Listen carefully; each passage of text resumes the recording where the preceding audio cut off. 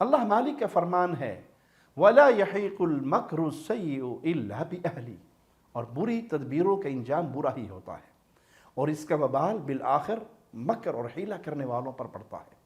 جو کسی کے خلاف جیسا مکر کرتا ہے وہ اسی پر لوٹتا ہے، کیونکہ اللہ ہر چیز سے باخبر ہے۔ اس کے بندے کیا سوچتے ہیں، کیا کرتے ہیں۔ جس بندے کے خلاف سازش کی جاتی ہے، اگر وہ اللہ کی طرف رجوع کرے اور اس تکلیف پہ صبر کرے، اللہ اسے دنیا اور آخرت میں سکون سے نوازتا ہے۔ دنیا میں وہ ظالم کا انجام دیکھ لیتا ہے اور آخرت میں اس کے لیے اجر عظیم ہے۔ مگر جس نے مکر کیا ہوتا ہے پھر وہ مکر اسی پہ لوٹتا ہے تو اسے ایک پل بھی چین نہیں ملتا، وہ سکون کی دولت سے محروم رہتا ہے، دنیا بھر کے خزانے بھی اس کے پاس ہوں وہ سکون نہیں پا سکتا۔ یہ اس کے مکر کا وبال ہے۔ جس طرح اس نے دوسروں کا سکون برباد کرنا چاہا، اب وہ اسی اذیت میں مبتلا ہو چکا ہے، اور یہ اللہ کی ایسی سنت ہے جو تبدیل نہیں ہوتی۔